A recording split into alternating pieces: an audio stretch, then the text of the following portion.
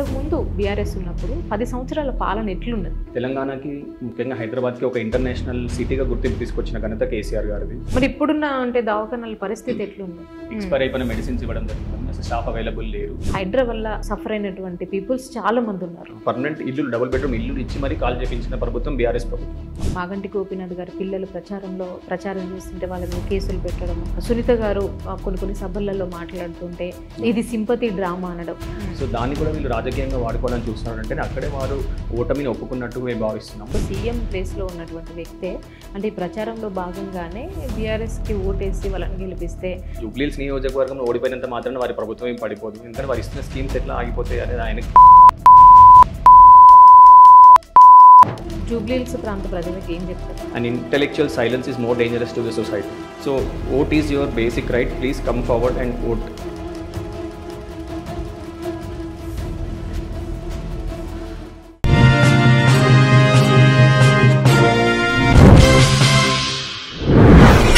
నమస్తే, welcome to social post. నేను Monica. ప్రస్తుతం మనతో బీఆర్ఎస్ లీడర్ నవీన్ పటేల్ గారు ఉన్నారు. ఆయనతో మాట్లాడతాం. సార్ నమస్తే అండి. నమస్తే. ఎలా ఉన్నారు? బాగున్నాను, మీరు ఎలా ఉన్నారు? నేను బాగున్నానండి, thank you so much. Welcome. ఈ జూబ్లీహిల్స్ ప్రచారంలో ఎక్కువగా తిరుగుతూ ఉన్నారు, మేము చూస్తున్నాము. బట్ అయినా కూడా ఇంటర్వ్యూ అడగాల్సి వచ్చింది. సో ఎట్లుంది అంటే జూబ్లీహిల్స్ పరిస్థితి ప్రజెంట్ ఎట్లుంది? ప్రస్తుతానికి జూబ్లీహిల్స్లో అయితే చాలా మంచి రెస్పాన్స్ వస్తుందండి. మేడం ఎక్కడికి వెళ్ళినా కూడా మన మాగంటి గోపీనాథ్ గారు చేసిన అభివృద్ధి, బీఆర్ఎస్ పార్టీ టైంలో జరిగిన అభివృద్ధి చూసి డెఫినెట్గా ప్రజలందరూ కూడా బీఆర్ఎస్ వైపే ఉన్నామని మాకు ఆల్రెడీ సంకేతాలు ఇవ్వడం జరిగింది. అందరూ ఖచ్చితంగా సపోర్ట్ చేస్తామని చెప్పడం కూడా జరుగుతుంది. ఓకే, అంటే ఇప్పుడు ఈ కాంగ్రెస్ ప్రభుత్వం గురించి మనం మాట్లాడదాము. ఇంతకుముందు బీఆర్ఎస్ ఉన్నప్పుడు 10 సంవత్సరాల పాలన ఎట్లున్నది? బీఆర్ఎస్ అధికారంలో అంటే ముఖ్యంగా తెలంగాణ రాకముందు మన హైదరాబాద్ డెవలప్మెంట్ కానీ, జూబ్లీహిల్స్ నియోజకవర్గం డెవలప్మెంట్ కానీ చాలా ప్రాబ్లమ్స్ ఫేస్ చేస్తుండే మనం. ముఖ్యంగా చిన్న ఇష్యూస్ అయినా అంటే డ్రైనేజ్ ఇష్యూ కానీ, వాటర్ కానీ, రోడ్స్ కానీ, స్ట్రీట్ లైట్స్ విషయంలో కానీ, ఏ విషయంలో అయినా కూడా చాలా ఇబ్బంది పడుతుండే ప్రజలు. మహిళలు అయితే వాటర్ కోసం బిందెలు పట్టుకొని చాలాసార్లు ధర్నాలు చేసిన రోజులు మనం హైదరాబాద్లో ఉండే. ఇంకా నేను పుట్టి పెరిగినంత హైదరాబాద్లోనే. సో బిఫోర్ ఆఫ్టర్ అనేది మేము కళ్ళ ముందు క్లియర్గా చూసామన్నమాట. తెలంగాణ వచ్చిన తర్వాత, తెలంగాణ సాధించుకున్న తర్వాత మనకి ఎంత మంచి జరిగింది అనేది ప్రజలందరికీ కూడా అర్థమైంది. ఎందుకంటే ఇప్పుడు కేటీఆర్ గారు మున్సిపల్ మినిస్టర్గా ఉండి హైదరాబాద్లో ఉన్న ప్రతి ఒక్క ఇష్యూ పైన చాలా సీరియస్గా ఫోకస్ చేసి, మరి జూబ్లీహిల్స్లో మాగంటి గోపీనాథ్ గారు కూడా ప్రతి చిన్న ఇష్యూని కూడా హైలైట్ చేసి మహిళలు ఇబ్బంది పడుతున్నారు వాటర్ లేక అని చెప్పేసి దాన్ని సీరియస్గా తీసుకొని వాటర్ ఇప్పించడంలో, స్ట్రీట్ లైట్స్ చాలా ఏరియాలో స్ట్రీట్ లైట్స్ ఉండేవి కాదు. సో ఇప్పుడు ప్రతి ఏ గల్లీకి వెళ్ళినా, ఇంత చిన్న గల్లీకి వెళ్ళినా కూడా స్ట్రీట్ లైట్స్ అనేవి ఉన్నాయి. మరి సిమెంట్ రోడ్స్, ఈ డ్రైనేజ్ ఇష్యూస్ ఎప్పటికప్పుడు సాల్వ్ చేయడం, ముఖ్యంగా చెత్త అది కూడా ఒక పెద్ద ఇష్యూ ఉండేదన్నమాట. సో దాన్ని కూడా ఇప్పుడు ప్రైవేట్ వెహికల్స్ అరేంజ్ చేసి రెగ్యులర్గా తీసుకెళ్ళడం, అవన్నీ కూడా చాలా బాగా చేయడం. అంటే హైదరాబాద్ని ఒక ఇంటర్నేషనల్ సిటీగా కేటీఆర్ గారు హయాంలో అభివృద్ధి చేయడం జరిగింది. సో ఇప్పుడున్న రేవంత్ రెడ్డి పాలన, ఈ 22 నెలల పాలన ఎట్లున్నదంటే ఏం చెప్తారు? కేసీఆర్ గారు తెలంగాణని 10 ఇయర్స్లో అసలు ఎక్కడికో తీసుకెళ్లారు అనమాట. ఎందుకంటే 60 ఇయర్స్లో జరగనంత అభివృద్ధి 60 ఇయర్స్లో తెలంగాణ ఎంతైతే వెనుకబడిందో దాన్ని అందరినీ కూడా దాటుకొని తెలంగాణకి, ముఖ్యంగా హైదరాబాద్కి ఒక ఇంటర్నేషనల్ సిటీగా గుర్తింపు తీసుకొచ్చిన ఘనత కేసీఆర్ గారిది. అంటే ఇప్పుడు ఒక తల్లి తన ప్రాణాన్ని అడ్డుగా పెట్టి బిడ్డకి ఎట్లయితే జన్మనిస్తుందో, మరి కేసీఆర్ గారు కూడా తన ప్రాణాలను అడ్డు పెట్టి తెలంగాణని సాధించిన వ్యక్తి. సో తెలంగాణ డెవలప్మెంట్ పట్ల మరి ఆయనకున్నంత నిబద్ధత వేరే ఏ నాయకులకు కూడా ఉండదు. సో ఎందుకంటే అంత కష్టపడి ఆయన ప్రాణాలను పనంగా పెట్టి తెచ్చిన తెలంగాణని డెఫినెట్గా మన అంటే మొత్తం ఇండియాలోనే ఒక మంచి స్టేట్గా ఆదర్శ రాష్ట్రంగా తీర్చిదిద్దాలని ఆయన ఎన్నో స్కీమ్స్ ఇంప్లిమెంట్ చేయడం జరిగింది. ఎందుకంటే వాళ్ళ మేనిఫెస్టోలో లేనివి కూడా ఇంప్లిమెంట్ చేసిన ఘనత కేసీఆర్ గారికి చెందుతుంది.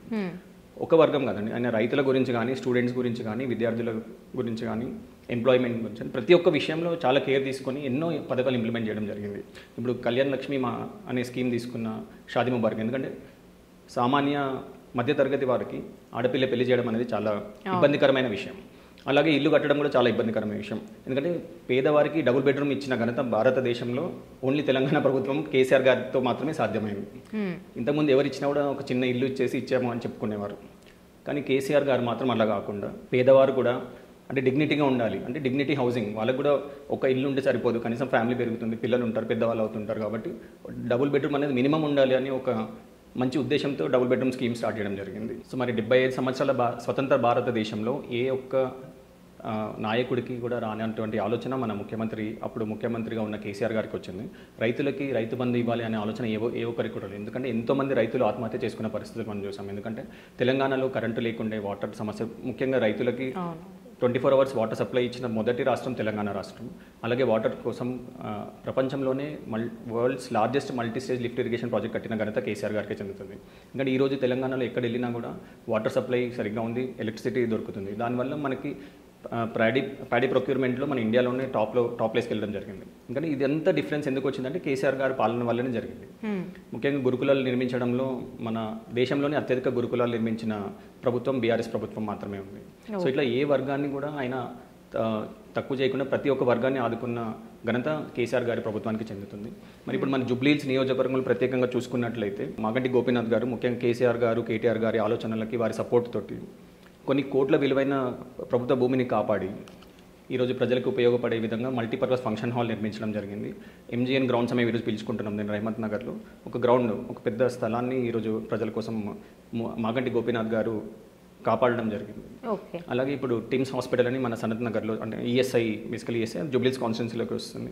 దాన్ని సాధించడంలో మాగంటి గోపీనాథ్ గారు చాలా కృషి చేయడం జరిగింది. ఎందుకంటే హైదరాబాద్లో ఓన్లీ పెద్ద ఇన్సిడెంట్ జరిగినా ఉస్మానియానో గాంధీనో రెఫర్ చేసేవారు. సో అవి సరిపోవట్లేదని చెప్పి కేసీఆర్ గారు ఆలోచనలతో ఒక 4 టిమ్స్ హాస్పిటల్స్ మన తెలంగాణలో అధికంగా నిర్మించాలని స్టార్ట్ చేయడం జరిగింది. సో మన బీఆర్ఎస్ ప్రభుత్వం ఉంటే ఈ పాటికి 4 హాస్పిటల్స్ కంప్లీట్ అయ్యేవి. ఇప్పుడు 22 months almost close to 2 years అవుతున్నా కూడా కాంగ్రెస్ ప్రభుత్వం వచ్చిన తర్వాత వాటి డెవలప్మెంట్ పైన ఫోకస్ చేయడం లేదు. మరి ఇప్పుడున్న అంటే దవాఖానాల పరిస్థితి ఎట్లుంది? అండ్ ఇంకొకటి ఇక్కడ బస్తీ దవాఖానాలని మన కేసీఆర్ ప్రభుత్వం ఉన్నప్పుడు సిటీలో వైద్యం కాస్ట్లీ అయిపోయింది. సో పేద ప్రజలు ఇబ్బంది పడొద్దు అన్న ఉద్దేశంతో మన కేసీఆర్ గారు బస్తీ దవాఖానాలు అనేది సిటీలో స్టార్ట్ చేయడం జరిగింది. పల్లె దవాఖానాలని విలేజెస్లో స్టార్ట్ చేయడం జరిగింది. మరి మొన్న రీసెంట్గా మేమందరం కూడా వెళ్ళి విజిట్ చేయడం జరిగింది. బస్తీ దవాఖానాలలో ఎక్స్పైర్ అయిపోయిన మెడిసిన్స్ ఇవ్వడం జరుగుతుంది. అసలు స్టాఫ్ అవైలబుల్ లేరు. అది ఎప్పుడు వస్తారో ఎప్పుడు రారో తెలియట్లేదు. ముఖ్యంగా స్టాఫ్ని అడిగితే ఏమంటున్నారంటే మాకు సరిపడా స్టాఫ్ ఇవ్వట్లేదు, మాకు మెడిసిన్స్ కూడా అందట్లేదు అని వాళ్ళు చెప్తున్నారు. అంటే ప్రభుత్వం వాటిపైన నిర్లక్ష్యంతో వ్యవహరిస్తుంది. వాళ్ళు ఎట్లా ఆలోచిస్తున్నారంటే ఈ బస్తీ దవాఖానా అనేది పెట్టింది కేసీఆర్ గారు కాబట్టి వాటికి ప్రజల ఆదరణ పెరిగితే మా పైన నెగిటివ్ అవుతుంది అన్న ఉద్దేశంతో వాటిని కూడా పట్టించుకోవడం మానేశారు. సో ఏ రకంగా చూసినా కూడా కాంగ్రెస్ ప్రభుత్వం వచ్చిన తర్వాత ప్రజల పట్ల వారికి విశ్వసనీయత అనేది లేదు. ఏదో అధికారంలోకి వచ్చామో ఎంతసేపు మేము సంపాదించుకొని వెళ్ళిపోవాలన్న థాట్లోనే కనిపిస్తున్నారు, కానీ వాళ్ళు ఇచ్చిన ఏ గ్యారెంటీ కూడా అమలు చేయడం లేదు. ఓకే, ఇప్పుడు వాళ్ళు ఇచ్చినటువంటి 6 గ్యారెంటీల్లో గత ప్రభుత్వం బీఆర్ఎస్ ఉన్నప్పుడు రేషన్ కార్డులు లేవు, సన్న బియ్యం లేవు. మా ప్రభుత్వం వచ్చిన తర్వాత మేము రేషన్ కార్డులు ఇస్తున్నాం, సన్న బియ్యం ఇస్తున్నాం, మహిళలు తిరగడానికి ఫ్రీ బస్సులు ఇస్తున్నాము, వాళ్ళు అర్హులైన ప్రతి ఒక్కరికి డబుల్ బెడ్రూమ్ ఇస్తున్నాము. సో ఇవన్నీ చెప్తున్నారు కదా. వాళ్ళు ఎలక్షన్ టైంలో చాలా చెప్పారు. ఎందుకంటే 6 గ్యారెంటీలు 420 హామీలు వాళ్ళు ఇవ్వడం జరిగింది. సో అందులో వాళ్ళు ఇంప్లిమెంట్ చేసి నాకు తెలిసి ఓన్లీ ఈ ఫ్రీ బస్సు స్కీమ్ ఒకటి మాత్రం ఇంప్లిమెంట్ చేశారు. సన్న బియ్యం ఈ మధ్య స్టార్ట్ చేశారు. అది కూడా ఓన్లీ ఎలక్షన్స్ వస్తున్నాయి కాబట్టి స్టార్ట్ చేయడం జరిగింది. వాళ్ళు ఈ హామీలు ఎప్పుడు ఇచ్చారండి? ఎలక్షన్స్ 2 years అవుతుంది.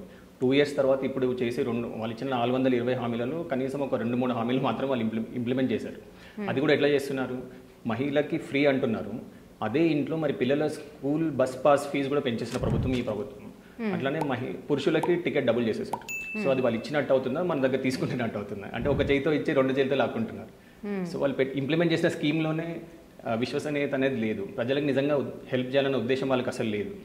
ఓకే, అలాగే ఇంకా మీరు వారు తీసుకునే ఏ స్కీమ్ అయినా కానీ వాళ్ళు ఏమన్నారు? నిరుద్యోగులకి సంవత్సరానికి 2 లక్షల ఉద్యోగాలు ఇస్తా అన్నారు. అది ఇవ్వలేని పక్షంలో 4,000 నిరుద్యోగ భృతి ఇస్తా అన్నారు. అది కూడా ఇవ్వట్లేదు. ఎందుకంటే అదే అశోక్ నగర్లో ఈరోజు నిరుద్యోగులందరూ కూడా ఇప్పుడు జూబ్లీహిల్స్ ఉప ఎన్నికల్లో వాళ్ళు కూడా నామినేషన్ వేసి ఇంటింటికి తిరిగి వాళ్ళు చెప్పడం జరుగుతుంది, కాంగ్రెస్ ప్రభుత్వం మమ్మల్ని మోసం చేసింది, మీరు కూడా వాళ్ళు నమ్మి మోసపోకండి అని. అండ్ ఇంకొకటి కంటోన్మెంట్ ఎలక్షన్స్ అప్పుడు కూడా కాంగ్రెస్ ప్రభుత్వం చాలా హామీలు ఇవ్వడం జరిగింది. వాళ్ళు ఇచ్చిన హామీలలో ఏది ఇంప్లిమెంట్ చేయలేదని కంటోన్మెంట్ ప్రజలు కూడా వచ్చి ఈరోజు జూబ్లీహిల్స్ నియోజకవర్గంలో స్వచ్ఛందంగా తిరుగుతూ ఒక కోడిని చూపిస్తూ కాంగ్రెస్ ప్రభుత్వం ఇచ్చిన హామీలు ఇలా ఉన్నాయి, వాళ్ళు చెప్పిన ఏవి ఇంప్లిమెంట్ చేయరు, మీరు వాళ్ళని నమ్మి మోసపోకండి, మంచి పార్టీకి ఓటేయండి అని వాళ్ళు కూడా స్వచ్ఛందంగా వచ్చి చెప్పడం జరుగుతుంది ఈరోజు. అంటే ఇప్పుడు మీరు నిరుద్యోగుల గురించి మాట్లాడారు, వీళ్ళ గురించి మాట్లాడితే గత ప్రభుత్వంలో ఉద్యోగ నోటిఫికేషన్లు లేవనే ఈ ప్రభుత్వాన్ని గెలిపించుకున్న దాంట్లో ఉద్యోగుల పాత్ర కూడా ఉంది. సో ఇప్పుడు సీతక్క గారు ఏమంటున్నారు? మేము 70,000 ఉద్యోగాలు ఇచ్చినాము, ఇంకా నోటిఫికేషన్స్ ఇస్తున్నాము, బీఆర్ఎస్ వాళ్ళు ఎవరైతే ఉన్నారో మా మీద కావాలనే దుష్ప్రచారం చేస్తున్నారని సీతక్క గారు అంటున్నారు. సో చూడండి, ఇక్కడ బీఆర్ఎస్ ప్రభుత్వంలో ఉద్యోగాలు ఇవ్వలేదు అనేది డెఫినెట్లీ అది అర్ధరహితం అయిన విషయం. ఎందుకంటే తెలంగాణ ప్రభుత్వం ఏర్పడిన తర్వాత దేశంలోనే అత్యధికంగా ప్రభుత్వ ఉద్యోగాలు ఇచ్చిన రాష్ట్రం. At the same time private employees కూడా దాదాపు 10 లక్షల ఉద్యోగాలు బీఆర్ఎస్ ప్రభుత్వం హయాంలో రావడం జరిగింది. ఎందుకంటే మనకి ప్రపంచంలోని టాప్ కంపెనీస్ అని అమెజాన్ కానీ, మైక్రోసాఫ్ట్ కానీ ఇట్లాంటి పెద్ద పెద్ద కంపెనీస్ అన్ని కూడా ఇన్వెస్ట్మెంట్ హైదరాబాద్లో చేయడం జరిగింది. జాబ్స్ ఒక ప్రత్యక్షంగా ఒక 100 జాబ్లు వస్తే దానికి అనుబంధంగా 20 నుంచి 30 జాబ్లు క్రియేట్ చేయడం జరుగుతుంది. ఎందుకంటే ఒక ఐటీ కంపెనీ వచ్చింది, ఒక 1000 మంది ఉన్నారనుకోండి, అందులో దాంట్లో స్టాఫ్ 1000 మంది ఉంటే దాని చుట్టుపక్కల హౌస్ కీపింగ్ స్టాఫ్ కావచ్చు, సెక్యూరిటీ స్టాఫ్ కావచ్చు, ట్రాన్స్పోర్ట్ స్టాఫ్ కావచ్చు, ఆ చుట్టుపక్కల ఉన్న హోటల్స్ కావచ్చు, వీళ్ళందరికీ కూడా పరోక్షంగా ఉపాధి కల్పన అనేది జరిగింది. అండ్ ఇక్కడ ఉద్యోగ హామీలు ఇచ్చినప్పుడు కేసీఆర్ గారు కానీ, కేటీఆర్ కానీ ప్రాక్టికల్గా హామీలు ఇవ్వడం జరిగింది. ఇంటికి ఒక గవర్నమెంట్ ఉద్యోగం ఇవ్వడం అనేది ఇంపాసిబుల్, ఏ గవర్నమెంట్ వల్ల కూడా కాదు. అట్లనే ప్రతి ఒక్కరికి ఉద్యోగం అనేది రాకపోవచ్చు గవర్నమెంట్లో, కానీ ప్రైవేట్లో సెక్టార్ని డెవలప్ చేసుకుంటూ ఉద్యోగ అవకాశాలు కల్పించే విధంగా మన బీఆర్ఎస్ ప్రభుత్వం ముందుకు సాగింది. ఇప్పుడు కాంగ్రెస్ ప్రభుత్వం వచ్చిన తర్వాత ఇచ్చిన ఉద్యోగాలు కూడా అప్పుడు ఇచ్చిన నోటిఫికేషన్లకి ఇప్పుడు రిలీజ్ చేయడం జరుగుతుంది తప్ప వీళ్ళు కొత్తగా వచ్చి నోటిఫికేషన్ ఇచ్చి ఉద్యోగాలు ఇచ్చిన పరిస్థితి లేదు. ఇంకొక విషయం మీరు ఇక్కడ గమనించాలి, కాంగ్రెస్ ప్రభుత్వం చెప్పినట్టుగా బీసీ, ఎస్టీ వర్గాలకి మేము ఉపయోగపడే విధంగా ఉద్యోగాలు ఇస్తున్నామని అంటున్నారు కదా. మరి అట్లా అన్నప్పుడు ఇంతకుముందున్న జియో 55 ఎందుకు క్యాన్సిల్ చేయాల్సి వచ్చింది? జియో 55 ఉన్నప్పుడు ముఖ్యంగా అది ఎస్సీ, ఎస్టీ వాళ్ళకి ఉపయోగపడేది. మరి జియో 29 వచ్చిన తర్వాత అందులో ఉన్న ఉపయోగాలన్నీ పోయి ఇప్పుడు తీసుకురావాల్సిన అవసరం లేదు. సో కాంగ్రెస్ ప్రభుత్వం జియో 29 తేకుండా ఉంటే నిజంగా అది ఎంతోమంది బీసీ, ఎస్సీ, ఎస్టీ విద్యార్థులకు ఉపయోగపడేది. మరి ఇంకొక అభియోగం కూడా ఉంది కాంగ్రెస్ ప్రభుత్వం పైన, ఈడబ్ల్యూఎస్లో కూడా చాలామంది అవకతవకలు జరిగినాయి. ఈడబ్ల్యూఎస్ ఎలిజిబుల్ కాని వారు కూడా ఈడబ్ల్యూఎస్ సర్టిఫికేట్ పెట్టి ఉద్యోగాలు పొందారు అన్న ఒపీనియన్ ఉంది. నిజంగా కాంగ్రెస్ ప్రభుత్వం అలా జరగలేదు అంటే వారు నిజంగా ఒక ఎంక్వైరీ కమిషన్ వేసి ఎంక్వైరీ చేసి ఏది నిజం ఏది అబద్ధం చెప్తే బాగుంటుందని నిరుద్యోగులందరూ కూడా భావిస్తున్నారు. మరి నిరుద్యోగులు డెఫినెట్గా అప్పుడు ఈ కాంగ్రెస్ ప్రభుత్వం చేసిన దుష్ప్రచారానికి వాళ్ళు కూడా అట్రాక్ట్ అవ్వడం జరిగింది. ఎందుకంటే వాళ్ళు డైరెక్ట్ రాహుల్ గాంధీని తీసుకొచ్చి 2 లక్షల ఉద్యోగాలు ఇస్తాము, నిరుద్యోగ భృతి ఇస్తామని చెప్పి అట్లా వాళ్ళని కూడా డైవర్ట్ చేయడం జరిగింది. సో బేసికల్గా ఎట్లా జరిగిందంటే ఆ టైంలో బీఆర్ఎస్ ప్రభుత్వం ఇచ్చిన ఉద్యోగాలు కానీ ప్రజలకు నిజంగా తీసుకోలేకపోయింది. ఎందుకంటే మేము ఎంతసేపు డెవలప్మెంట్ పైన ఫోకస్ చేసాం కానీ చేసిన పని చెప్పుకోవడంలో విఫలమయ్యామని మన కేటీఆర్ గారు చాలాసార్లు చెప్పడం జరిగింది. మేము ఎంతైతే పని చేసామో అంత చెప్పుకోలేకపోయాం, దానివల్లనే నిరుద్యోగులు కొంచెము కమ్యూనికేషన్ గ్యాప్ అని ఏర్పడడం జరిగింది. అప్పుడు వాళ్ళకి సపోర్ట్ చేశారు. కానీ అదే నిరుద్యోగులు ఈరోజు మళ్ళీ బీఆర్ఎస్ పార్టీకి సపోర్ట్ చేస్తున్నారు. ముఖ్యంగా కాంగ్రెస్ పార్టీకి మాత్రం ఓటు వేయొద్దని వారు స్వచ్ఛందంగా వచ్చి జూబ్లీహిల్స్ నియోజకవర్గంలో గడప గడపకి తిరుగుతూ చెప్పడం జరుగుతుంది. ఓకే, అంటే ఇప్పుడు బీఆర్ఎస్ ప్రభుత్వం ఉన్నప్పుడు గత ప్రభుత్వంలో కేసీఆర్ బీసీలకు అన్యాయం చేసిండు, మేము ఖచ్చితంగా మా ప్రభుత్వం వస్తే బీసీలకు న్యాయం చేస్తాము, ఇప్పుడు ప్రభుత్వం వచ్చిన తర్వాత మేము ఇప్పుడు బీసీ 42 రిజర్వేషన్ అనేది మా ప్రభుత్వంలోనే సాధ్యమని రేవంత్ రెడ్డి గారు అంటున్నారు. సో ఇది కూడా ఒక విధంగా వీరు అన్ని వర్గాల ప్రజల్ని మోసం చేయడానికి వేసుకున్న ఒక స్కీమ్ లాగానే అనిపిస్తుంది. ఎందుకంటే ఇప్పుడు 42% రిజర్వేషన్ అనేది 9th షెడ్యూల్ అమెండ్మెంట్ అయితే కానీ ఇంప్లిమెంట్ అవ్వదన్న విషయం ప్రతి ఒక్కరికి తెలుసు. డెఫినెట్లీ ముఖ్యమంత్రి రేవంత్ రెడ్డి గారికి కూడా తెలిసే ఉంటుంది. సో తెలిసి కూడా ప్రజలను మభ్యపెట్టే విధంగా ఆయన జీవో ఇవ్వడము, గవర్నర్ దగ్గర ఆగిపోయిందని చెప్పడం, ఇవన్నీ ఒక ప్రజలను డైవర్ట్ చేసే ఇదిగానే ప్లాన్గానే కనిపిస్తుంది. కానీ నిజంగా వారికి 42% రిజర్వేషన్ ఇవ్వాలనే ఉద్దేశం ఉంటే వారి చేతిలో ఉన్న వాటికి ఇవ్వచ్చు. ముఖ్యంగా ఇప్పుడు మా మినిస్టర్స్ విషయంలో చూసుకుందాం, 42% రిజర్వేషన్ ఇవ్వలేదు వాళ్ళు. ముఖ్యంగా బీసీలకి ఎంతమంది మినిస్టర్స్కి ఇచ్చారు వాళ్ళు, వేరే నామినేటెడ్ పోస్టులు అయినా ఏ విషయంలో కూడా బీసీలకు అన్యాయం జరిగిందని బీసీలు బయటకు చెప్పుకోవడం జరుగుతుంది. ఇది ఒక సైడ్ ఉంటే ఇంతకుముందు కేసీఆర్ ప్రభుత్వం ఉన్నప్పుడు 33% రిజర్వేషన్ ఇస్తా అన్నప్పుడు అడ్డుపడింది కూడా ఇదే కాంగ్రెస్ పార్టీ. అదే ఆ విషయం అందరికీ తెలుసు. సో కాంగ్రెస్ ప్రభుత్వం ఇచ్చిన ఏ హామీ కూడా ప్రజలకి నిజంగా హెల్ప్ చేయాలనే ఉద్దేశంతో ఇచ్చినట్టు లేదు. ఓన్లీ ప్రజలు మభ్యపెట్టడము, ఎలక్షన్స్ కోసము చేయడం తప్ప ఇది ఒక ఎలక్షన్ స్టంట్గానే ప్రజలు చూస్తున్నారు. ఎందుకంటే స్థానిక సంస్థలు ఎలక్షన్స్ వస్తున్నాయని చెప్పి మాత్రమే ఈ 42% రిజర్వేషన్ ముందుకు తీసుకురావడం జరిగింది. ఒకవేళ నిజంగా వాళ్ళకి 42% రిజర్వేషన్ ఇవ్వాలి అని ఉంటే వాళ్ళు డెఫినెట్గా పార్లమెంట్లో కొట్లాడాల్సిన ఆవశ్యకత ఉంది. కానీ ఆ విషయం చేయలేదు వాళ్ళు. నిజంగా రాహుల్ గాంధీ తోటి మరి ఢిల్లీలో ధర్నా జరిగినప్పుడు రాహుల్ గాంధీ గారు అక్కడే ఉన్నా కూడా 42% రిజర్వేషన్కి ఏదో నామకే వస్తే చేశారు, కానీ నిజంగా చేయాలి, సాధించాలనే ఉద్దేశంతో మాత్రం వాళ్ళు చేసినట్టు లేదు. ఇదంతా ఒక బీసీని అన్ని గమనిస్తూనే ఉన్నారు. మరి అప్పుడు బీఆర్ఎస్ ప్రభుత్వం ఉన్నప్పుడు మీరు లెక్కలు చూసుకోండి, బీసీలు ఎంతమంది మినిస్టర్స్ ఉండేవారు, బీసీలు ఎంతమంది ఎమ్మెల్యేస్ ఉన్నారు. బీసీలకి అత్యధికంగా నామినేటెడ్ పోస్టులు ఇచ్చిన పార్టీ ఖచ్చితంగా బీఆర్ఎస్ పార్టీనే. సో మళ్ళీ బీఆర్ఎస్ ప్రభుత్వం వచ్చినప్పుడు బీసీలకి ఖచ్చితంగా ఆల్రెడీ న్యాయం జరిగింది, మళ్ళీ కూడా బీఆర్ఎస్ ప్రభుత్వం వచ్చిన తర్వాత న్యాయం జరుగుతున్న నమ్మకం బీసీలందరికీ ఉంది. ఇప్పుడు కాంగ్రెస్ ప్రభుత్వం వచ్చిన వెంటనే హైడ్రా గురించి మాట్లాడితే హైడ్రా మీద పడింది. హైడ్రా వల్ల సఫర్ అయినటువంటి పీపుల్స్ చాలా మంది ఉన్నారు. సో వాళ్ళ గురించి మాట్లాడాలంటే ఏం మాట్లాడతారు? సో చూడండి, హైడ్రా అనేది ఒక మంచి ఉద్దేశంతో స్టార్ట్ చేసిన సంస్థనే, కాకపోతే వాళ్ళు ఇంప్లిమెంట్ చేసిన విధానం మాత్రం అది కరెక్ట్ కాదు. ఎందుకంటే ఇప్పుడు దాదాపు 30 సంవత్సరాలు 40 సంవత్సరాల క్రితం ఇల్లులు కొనుక్కొని ఉన్న వాళ్ళ ఇల్లు కూడా హైడ్రా వచ్చేసి ఇది ప్రభుత్వ స్థలము అని చెప్పేసి కూల్చేయడం అనేది ఒక చాలా అనాగరికమైన విషయంగా చెప్పొచ్చు. ఎందుకంటే వాళ్ళకి తెలియదు, తెలుసో తెలియకో కష్టపడి కూలీనాలి చేసి అందరూ తక్కువ రేట్స్ అంటే ఎంతో కష్టపడితే కానీ ఇల్లు కొనలేరు. హైదరాబాద్లో ఇల్లు కొనాలంటే అంత ఈజీ కాదు. వాళ్ళు కనీసం ఒక 20-30 సంవత్సరాలు కష్టపడి జీవితాంతం సంపాదించిన పైసలు పెట్టి ఇల్లు కొనుక్కున్న చాలామంది ఉన్నారు.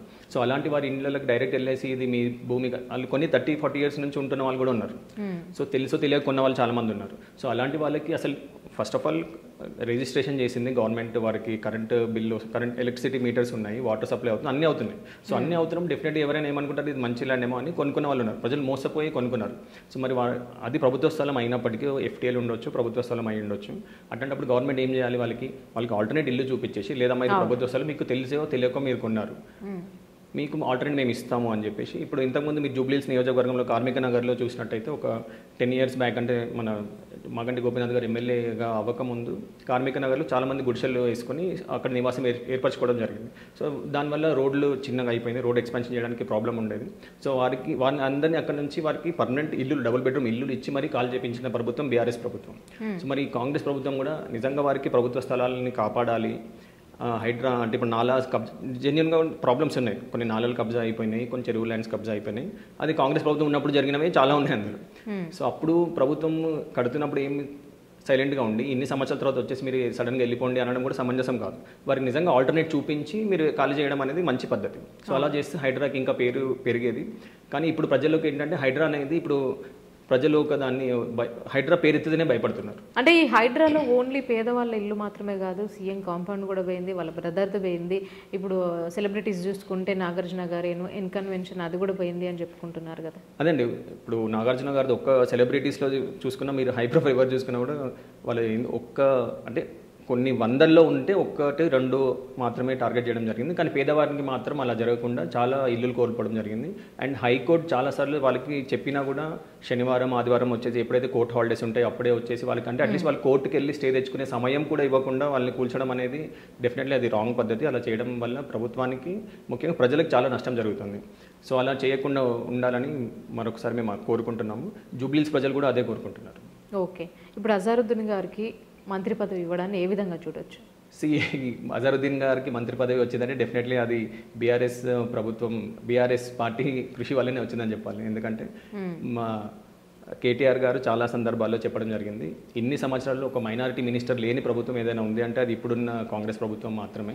అండ్ ఇప్పుడు ఆల్రెడీ ముస్లిమ్స్ వాళ్ళు ఇప్పుడు ఈ జూబ్లీహిల్స్ బై ఎలక్షన్స్ ఉన్నాయి కాబట్టి అజారుద్దీన్ గారికి వాళ్ళు మంత్రి పదవిని ఆఫర్ చేయడం జరిగిందని అది ఒక ఎలక్షన్ స్టంట్గానే ప్రజలు భావిస్తున్నారు తప్ప నిజంగా మైనారిటీస్ పట్ల ప్రేమ ఉన్నట్లయితే వాళ్ళు ఇంతకుముందు ఎప్పుడో ఇవ్వాల్సింది. ఎందుకంటే ఆల్మోస్ట్ 2 years అవుతున్నా కూడా మైనారిటీస్కి మినిస్టర్ అని లేదు, మైనారిటీస్ వెల్ఫేర్ చూసుకునే మనిషి వాళ్ళ దగ్గర లేకుండా.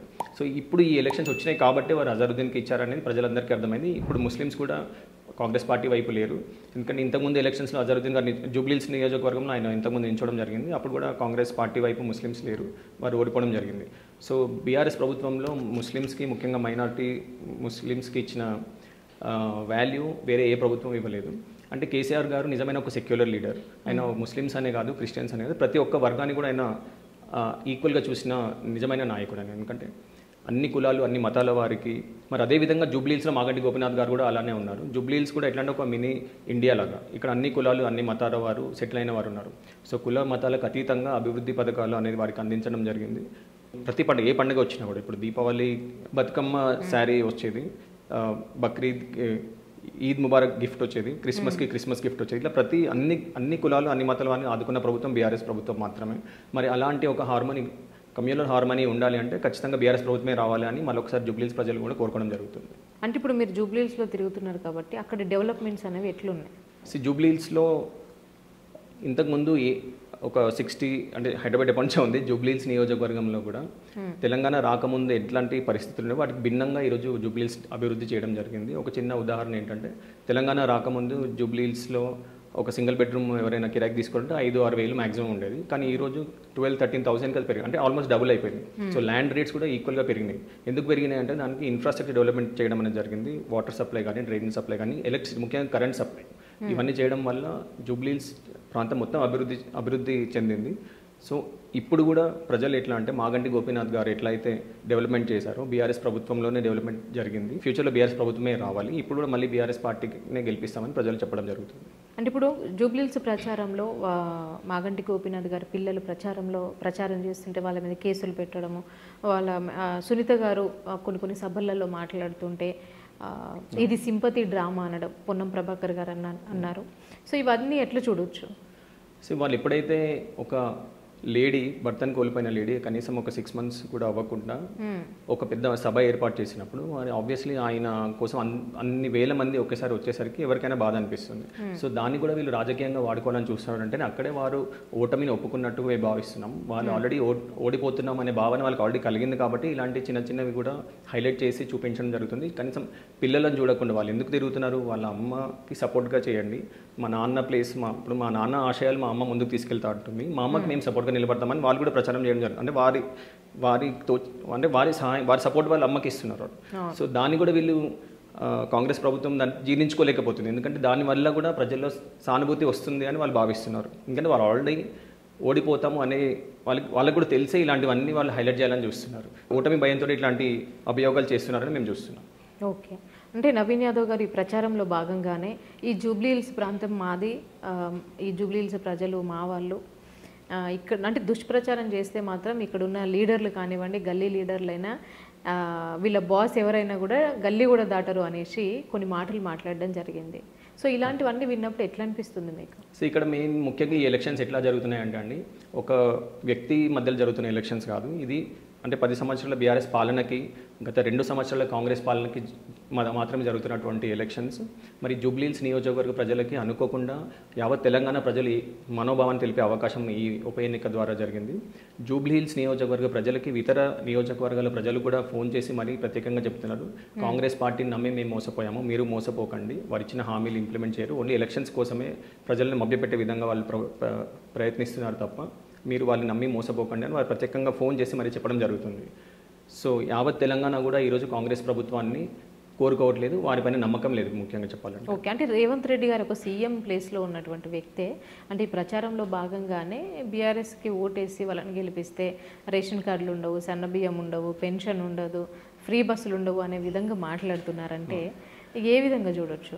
ఇది ఒక విధంగా చెప్పాలంటే ఓటర్ని వారు ఇండైరెక్ట్గా భయపెడుతున్నట్టు, బ్లాక్మెయిల్ చేస్తున్నట్టు. ఎందుకంటే మీరు మాకు ఓటేయండి లేకపోతే స్కీమ్ కట్ అవుతుంది అని చెప్పడం డెఫినెట్లీ ఇది బ్లాక్మెయిల్ కిందకే వస్తుంది. ఒక సీఎం స్థాయిలో ఆయన అలాంటి మాటలు మాట్లాడడం చాలా విచారకరమైన విషయం. ఎందుకంటే ఇప్పుడు జూబ్లీహిల్స్ నియోజకవర్గంలో ఓడిపోయినంత మాత్రాన వారి ప్రభుత్వం ఏం పడిపోదు, ఎందుకంటే వారు ఇస్తున్న స్కీమ్స్ ఎట్లా ఆగిపోతాయి అనేది ఆయనకే అర్థం అవ్వాలి. ఇలా ఏ ఉద్దేశంతో అన్నారు అంటే ప్రజలు భయపెట్టే విధంగా మాత్రమే వాళ్ళు మాట్లాడుతున్నారు. ఎందుకంటే ఈ భయపెట్టడం ద్వారా ప్రజలు ఓటేస్తారు అనుకోవడం నిజంగా కూడా మంచి విషయం కాదు. ఎందుకంటే ఇప్పుడు ఉన్న ప్రజలు ముఖ్యంగా జూబ్లీహిల్స్ నియోజకవర్గమైన హైదరాబాద్ ప్రజలైనా కానీ చాలా చైతన్యవంతులు. ఎక్కడ ఏం జరుగుతుంది, ఎవరు ఏంటి, ఏ పార్టీ వాళ్ళ అభివృద్ధి జరిగింది. ఎందుకంటే ఇప్పుడు మనం గత జనరల్ ఎలక్షన్స్లో చూసుకున్నట్లయితే కూడా హైదరాబాద్ లోపల ఒక్క సీట్ కూడా కాంగ్రెస్ పార్టీకి ప్రజలు గెలిపించలేదు. సో అదేవిధంగా ఇప్పుడు కూడా జూబ్లీహిల్స్ నియోజకవర్గ ప్రజలు చాలా చైతన్యవంతులు, ఏ పార్టీ వాళ్ళ అభివృద్ధి జరిగింది అన్ని గమనిస్తున్నారు.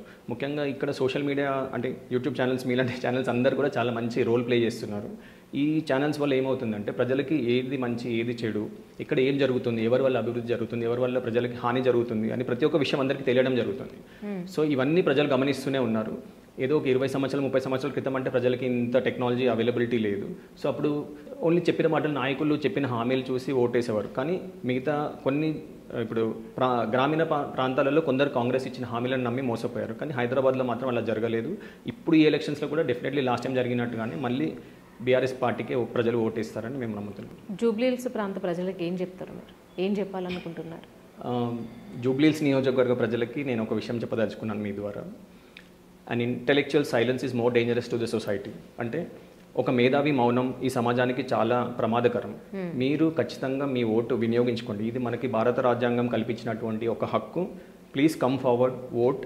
మీరు ఎవరికి ఓటేస్తారనేది మీరు ఆలోచించుకోండి, కాకపోతే ఓటు మాత్రం మీ వినియోగించుకోండి. ఎవ్రీ టైం మనం చూసాం హైదరాబాద్లోనే, ఎందుకంటే చాలామంది ఎడ్యుకేటెడ్ ఎంప్లాయీస్ ఉండేది హైదరాబాద్లో, ప్రతిసారి ఓట్ పర్సంటేజ్ అని తగ్గడం జరుగుతుంది. So vote is your basic right, please come forward and vote. Jubilee Hills నియోజకవర్గ ప్రజలందరికీ కూడా గత 10 సంవత్సరాలలో బీఆర్ఎస్ పార్టీ అధికారంలో ఉన్నప్పుడు జరిగినటువంటి అభివృద్ధిని దృష్టిలో పెట్టుకోండి. కాంగ్రెస్ ప్రభుత్వం గత 2 నెలలుగా 2 ఇయర్స్గా అభివృద్ధి వారు ఇచ్చిన హామీలు కానీ వారి ప్రజలు ఎట్లా మోసం చేస్తున్నారో అవన్నీ ప్రజలు గమనించండి. కంటోన్మెంట్ ఎలక్షన్స్ అప్పుడు కూడా వారు ఎన్ని హామీలు ఇచ్చారు, ఓన్లీ ఎలక్షన్స్ కోసమే హామీలు ఇవ్వడం జరిగింది.